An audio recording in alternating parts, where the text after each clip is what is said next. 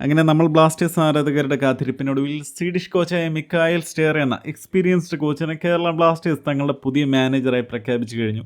അദ്ദേഹത്തിൻ്റെ long coaching കരിയറെക്കുറിച്ചും 10ഓളം ക്ലബ്ബിൽ പരിശീലിപ്പിച്ച ഹിസ്റ്ററിയെക്കുറിച്ചെല്ലാം നിങ്ങൾ ഓൾറെഡി മനസ്സിലാക്കിയിട്ടുണ്ടാവും.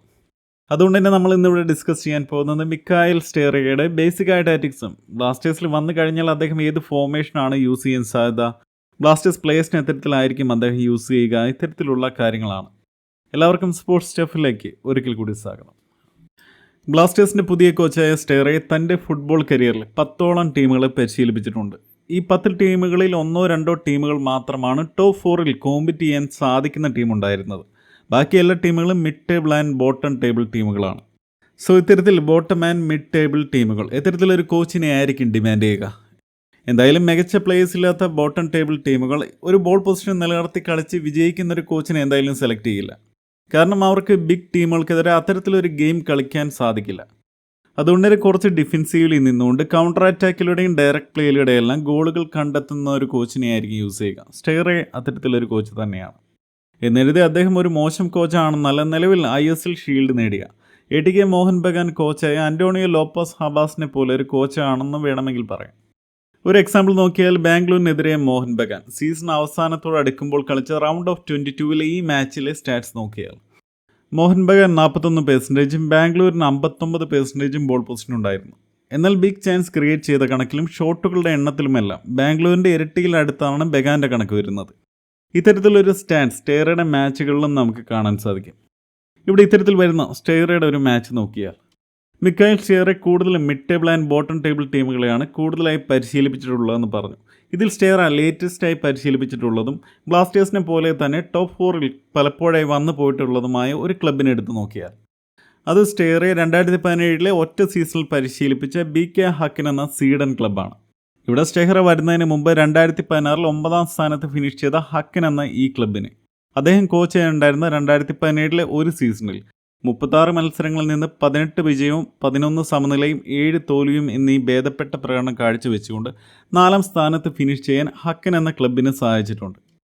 ഈ BK ഹക്കിൻ എന്ന ക്ലബ്ബും 2017-ൽ ആ വർഷം ലീഗിൽ 2ാം സ്ഥാനത്ത് ഫിനിഷ് ചെയ്ത AEK എന്ന ക്ലബും തമ്മിൽ നടന്ന ലീഗ് മാച്ചിൽ നമ്മൾ നേരത്തെ പറഞ്ഞ മോഹൻ ബഗാൻ ബാംഗ്ലൂരു തമ്മിലുള്ള സ്റ്റാറ്റ്സിൻ്റെ സിമിലർ രീതിയിലാണ് സ്റ്റാറ്റ്സ് കാണാൻ സാധിക്കുന്നത്. ഇവിടെ സ്റ്റേറയുടെ ഹക്കിൻ എന്ന ടീമിന് വെറും 34% ബോൾ പൊസിഷൻ മാത്രമാണ് ഉള്ളുവെങ്കിലും കൂടുതൽ ഷോട്ടും 6 ഷോട്ട് ഓൺ ടാർഗറ്റുമുണ്ട്. എന്നാൽ AEK എന്ന ആ സീസണിൽ ലീഗിൽ 2ാമതായി ഫിനിഷ് ചെയ്ത ടീമിന് 66% ബോൾ പൊസിഷൻ ഉണ്ടെങ്കിലും 0 ഷോട്ട് ഓൺ ടാർഗറ്റായിരുന്നു ആ മാച്ചിൽ ഉണ്ടായിരുന്നത്. ഞാൻ ഈ മാച്ച് എടുത്ത് പറയാൻ കാരണം ഈ മാച്ചിൻ്റെ ഫുൾ മാച്ച് റിപ്ലൈ നമുക്ക് സോഷ്യൽ മീഡിയയിൽ അവൈലബിൾ ആണ്. അത് ഞാൻ പൂർണ്ണമായും വാച്ച് ചെയ്തിട്ടാണ് സ്റ്റേറയുടെ ഈ കണ്ടന്റ് ചെയ്യുന്നത്. ആ മാച്ചിൻ്റെ ലിങ്ക് ഞാൻ ഡിസ്ക്രിപ്ഷനിൽ കൊടുക്കാൻ, നിങ്ങൾക്ക് ഈ വീഡിയോ കണ്ടതിന് ശേഷം വാച്ച് ചെയ്യാവുന്നതാണ്. അപ്പോൾ നമ്മൾ ഡിസ്കസ് ചെയ്ത ഈ മാച്ചിൻ്റെ സ്റ്റാറ്റ്സിൻ്റെ രീതിയിൽ തന്നെയാണ് 2017-ൽ സ്റ്റേറയുടെ കീഴിലെ ഹക്കിൻ എന്ന ക്ലബിൻ്റെ പല മാച്ചിൻ്റെ സ്റ്റാറ്റ്സ് നമുക്ക് കാണാൻ സാധിക്കുന്നത്. എങ്ങനെയാണ് സ്റ്റേറയുടെ ടീമിന് ഇത്തരത്തിൽ കുറഞ്ഞ ബോൾ പൊസിഷനിൽ തന്നെ കൂടുതൽ ഷോട്ട് ഓൺ ടാർഗറ്റുകളൊക്കെ നേടാൻ സാധിക്കുന്നത്? അദ്ദേഹം ഈ മത്സരത്തിൽ യൂസ് ചെയ്തിരിക്കുന്നത് കൂടുതലും കൗണ്ടർ അറ്റാക്സും ഡിഫൻസിൽ നിന്നുള്ള ലോങ് ബോളുകളും ക്വിക്കായിട്ടുള്ള ലോങ് പാസിലൂടെയുള്ള ബിൽഡപ്പ് പ്ലേകളുമാണ്. ഈ കാര്യങ്ങൾ നമ്മൾ ആ മാച്ചിൽ നോക്കിയാൽ AEK ആയിട്ടുള്ള മത്സരത്തിൽ സ്റ്റേറയുടെ ടീമായ ഹക്കിൻ എന്ന ടീമിൻ്റെ കയ്യിൽ ബോൾ പൊസിഷനിലുള്ളപ്പോൾ പൊസിഷൻ ഫുട്ബോൾ ടീമുകളെപ്പോലെ ഡിഫൻസിൽ നിന്നുള്ള സ്ലോ ബിൽഡപ്പ് ഒന്നും കാണാൻ സാധിക്കില്ല. ഒന്നില്ലെങ്കിൽ ഗോളിയിൽ നിന്നുള്ള ലോങ് കിക്കുകളും അല്ലെങ്കിൽ സെൻറ്റർ ബാക്കിലൂടെ ബിൽഡപ്പ് ആരംഭിക്കുകയാണെങ്കിൽ ടീമിലെ എല്ലാ പ്ലേയേഴ്സും മാക്സിമം ഗ്രൗണ്ടിൽ സ്ട്രെച്ച് ചെയ്ത് വൈഡ് ആയിട്ടായിരിക്കും ഉണ്ടാവുക. അതായത് ലോങ് പാസുകൾ കളിക്കാൻ പറ്റുന്ന രീതിയിൽ. ഇവിടെ ഇത്തരത്തിൽ ഗ്രൗണ്ടിൽ പ്ലേയേഴ്സ് വൈഡായി നിൽക്കുന്നത് കൊണ്ട് തന്നെ ഒപ്പോണന് ഹൈ പ്രസിംഗ് നടത്തി ബോൾ വിൻ ചെയ്യുക എന്നത് ബുദ്ധിമുട്ടാണ്. കൂടാതെ സൈഡ് സ്വിച്ച് ചെയ്ത് സ്പേസ് കണ്ടെത്തി നിൽക്കുന്ന പ്ലേയേഴ്സിലേക്ക് പന്ത് എത്തിച്ചാൽ അവർക്ക് സമയമെടുത്ത് മികച്ച ബോൾ ബോക്സിലേക്ക് നൽകാൻ സാധിക്കും. കൂടാതെ വളരെ ക്വിക്കായി ലോങ് പാസിലൂടെ ബോക്സിലേക്ക് നടത്തുന്ന ബിൽഡപ്പിൽ ഒപ്പോണന്റ് ഡിഫൻഡേഴ്സ് ഡിഫെൻഡ് ചെയ്യാൻ തയ്യാറാവുന്നതിന് മുമ്പേ തന്നെ ഗോളുകൾ സ്കോർ ചെയ്യാൻ സാധിക്കും. സ്റ്റേറയുടെ ഫോർവേഡിൽ ഇത്തരത്തിൽ ലോങ് പാസുകൾ പിക്ക് ചെയ്യാൻ സാധിക്കുന്ന നമ്മുടെ പെപ്രയെ പോലെ അത്യാവശ്യം ഫിസിക്കും ബോൾ കൺട്രോളുമുള്ള പ്ലേയേഴ്സിനെയാണ് യൂസ് ചെയ്യുന്നത്. ഇനി ഇത്തരത്തിലുള്ള റിസ്കി ആയിട്ടുള്ള ബിൽഡപ്പ് സമയത്ത് ഫോർവേഡിൽ വെച്ച് ബോൾ നഷ്ടപ്പെട്ടാൽ നമ്മുടെ ക്ലോപ്പിൻ്റെയൊക്കെ കൗണ്ടർ പ്രസിങ്ങിൻ്റെ ചെറിയൊരു വെർഷൻ സ്റ്റേറയുടെ ഫോർവേഡിൽ കാണാൻ സാധിക്കാറുണ്ട്. അദ്ദേഹം ഫോർവേഡിൽ വെച്ച് തന്നെ തൻ്റെ 2-3 പ്ലേയേഴ്സിനെ യൂസ് ചെയ്തുകൊണ്ട് കൗണ്ടർ പ്രസിലൂടെ ബോൾ വിൻ ചെയ്ത് പൊസിഷൻ നിലനിർത്തിക്കൊണ്ട് വീണ്ടും അറ്റാക്കിംഗ് ആരംഭിക്കുന്നത് കാണാം. എന്നാൽ ഇത്തരത്തിൽ കൗണ്ടർ പ്രസിംഗ് നടത്തി ബോൾ വിൻ ചെയ്യാൻ സാധിച്ചില്ലെങ്കിൽ പതിയെ മിഡ് ബ്ലോക്ക് ആൻഡ് ലോ ബ്ലോക്കിലേക്ക് മാറുകയാണ് ചെയ്യുന്നത്. അത്തരത്തിൽ ഒരു ഡിഫൻസീവ് സ്ട്രക്ചറിലേക്ക് മാറിക്കഴിഞ്ഞാൽ പിന്നെ ഹൈ പ്രസ്സിങ്ങിലേക്ക് പോകുന്നത് കാണാൻ സാധിക്കാറില്ല. ഓൺ ഹാഫിലേക്ക് വന്നാലോ അല്ലെങ്കിൽ ഡിഫൻസീവ് തേർഡിലേക്ക് ഒപ്പോണൻറ്റ് വന്നാലോ പ്രസ് ചെയ്യുന്നതായിട്ടാണ് കാണുന്നത്. കൂടാതെ ലോ ബ്ലോക്കിൽ ഒരു അഗ്രസീവായ ഡിഫൻഡിങ് കാണുന്നില്ല, ഒപ്പോണിൻ്റെ പാസിംഗ് ലൈൻ കട്ട് ചെയ്യുകയാണ് ചെയ്യുന്നത്. ഇനിയിവിടെ ഇത്തരത്തിൽ ലോ ബ്ലോക്കിലോ മിഡ് ബ്ലോക്കിലോ വെച്ച് ബോൾ റിക്കവർ ചെയ്ത് കഴിഞ്ഞാൽ പിന്നീട് കാണുന്നത് ഒരു കൗണ്ടർ അറ്റാക്കോ അല്ലെങ്കിൽ ടാർഗറ്റ് മാനായി നിൽക്കുന്ന സ്ട്രൈക്കറിലേക്കുള്ള ഒരു ലോങ് ബോളോ ആണ്. നമ്മൾ ഈ പറഞ്ഞ ആയിട്ടുള്ള മത്സരത്തിൽ ഹാഫ് ടൈം ആവുന്നതിന് മുമ്പേ തന്നെ ഡിഫൻസിൽ നിന്ന് മികച്ച രീതിയിലുള്ള 5 കൂടുതൽ കൗണ്ടർ അറ്റാക്കുകൾ നടത്തിയിട്ടുണ്ട്. ഇവിടെ ഈ മാച്ചിൻ്റെ സ്റ്റാറ്റ്സ് പോലെ തന്നെയാണ് ആ വർഷം നടന്ന ഓൾമോസ്റ്റ് പല മത്സരങ്ങളെയും സ്റ്റാറ്റ്സ് നമുക്ക് സ്റ്റേറയിൽ കാണാൻ സാധിക്കുന്നത്. അതായത് കുറവ് ബോൾ പൊസിഷനിൽ ഒപ്പോണിനേക്കാൾ കൂടുതൽ ചാൻസുകൾ ക്രിയേറ്റ് ചെയ്തുകൊണ്ടുള്ള വിജയങ്ങൾ. ഇനിയുടെ സ്റ്റേറയുടെ ഹക്കൻ എന്ന ക്ലബ്ബിലെ 2017 കരിയറിൽ എടുത്തു കാണുന്ന ഒരു കാര്യം, സ്റ്റെഹ്റ ഹക്കൻ എന്ന ക്ലബ്ബിലേക്ക് വരുന്നതിന് മുമ്പുള്ള പ്രീവിയസ് സീസണായ 2016 അവർ സ്റ്റെഹ്റ വന്നതിന് ശേഷമുള്ള മത്സരങ്ങളെക്കാൾ കൂടുതൽ ഗോളുകൾ പല മത്സരങ്ങളിൽ സ്കോർ ചെയ്യുന്നുണ്ടെങ്കിലും ആ മത്സരങ്ങളിലെല്ലാം കൂടുതൽ ഗോളുകൾ കൺസീഡ് ചെയ്തതായിട്ട് കാണാൻ സാധിക്കുന്നുണ്ട്. എന്നാൽ സ്റ്റെഹ്റ വന്നതിന് ശേഷം 1-2 ഗോളുകൾക്കാണ് ഹക്കൻ എന്ന ക്ലബ്ബ് പല മത്സരങ്ങളിലും വിജയിച്ചിട്ടുള്ളതെങ്കിൽ പോലും ഗോളുകൾ കൺസീഡ് ചെയ്യുന്നത് വളരെ കുറവാണ്. ഹക്കൻ എന്ന ക്ലബ്ബ് 2016 58 ഗോളുകൾ സ്കോർ ചെയ്യുകയും 45 ഗോളുകൾ കൺസീഡ് ചെയ്യുകയും ചെയ്തിരുന്നതെങ്കിൽ സ്റ്റെഹ്റ വന്നതിന് ശേഷമുള്ള 2017 സീസണിൽ 42 ഗോളുകൾ മാത്രമാണ് സ്കോർ ചെയ്തതെങ്കിലും 28 ഗോളുകൾ മാത്രമേ കൺസീഡ് ചെയ്തിരുന്നുള്ളൂ. സോ സ്റ്റെഹ്റയുടെ ബ്ലാസ്റ്റേഴ്സിലേക്ക് വന്നാൽ ചിലപ്പോൾ 1-2 ഗോളുകൾക്കായിരിക്കാം വിജയിക്കുക, എങ്കിലും ഗോൾ കൺസീഡ് ചെയ്യുന്നത് കുറവായിരിക്കാനാണ് സാധ്യത. ഇനി നമ്മൾ ഇതുവരെ പറഞ്ഞ ഈ ഒരു മാച്ച് മാത്രം എടുത്തു നോക്കി സ്റ്റെഹ്റ ഇത്തരത്തിലൊരു കൗണ്ടർ അറ്റാക്കും ലോങ് ബോൾ ടാറ്റിക്സ് ഒക്കെയാണ് യൂസ് ചെയ്യുന്നതെന്ന് പറയാൻ സാധിക്കില്ല. അതുകൊണ്ട് തന്നെ സ്റ്റെഹ്റ ലേറ്റസ്റ്റായി പരിശീലിപ്പിച്ചിട്ടുള്ളതും നമുക്ക് മാച്ച് ഹൈലൈറ്റ്സ് കൂടുതലായി അവൈലബിൾ ആയിട്ടുള്ളതുമായ 2 ടീമുകളുടെ മാച്ചുകൾ കൂടി ഹൈലൈറ്റ്സ് കണ്ടിരുന്നു. ഒന്നാമതായി സ്റ്റെഹ്റ ബ്ലാസ്റ്റേഴ്സിൽ വരുന്നതിന് മുമ്പ് 7 മാസം പരിശീലിപ്പിച്ച് അവസാനിപ്പിച്ച ഉത്തേ താനി FC എന്ന തായ്ലാൻഡ് ടീമാണ്. രണ്ടാമതായി താനി FCക്ക് മുമ്പ് 2021 മുതൽ 2023 വരെ പരിശീലിപ്പിച്ച സ്വീഡിഷ് ക്ലബ്ബായ IFC ഗോഡ്ബർഗ് ആണ്.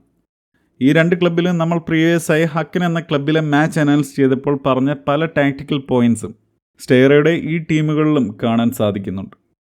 ഒന്നാമതായി സ്റ്റെഹ്റയുടെ ടീം പൊസിഷൻ നിലനിർത്തുന്ന സമയം തൻ്റെ ടീമിൻ്റെ സ്ട്രക്ചർ ഈ 3 ടീമിലും ഗ്രൗണ്ടിൽ മാക്സിമം വൈഡായി നിലനിർത്തുന്നുണ്ട്.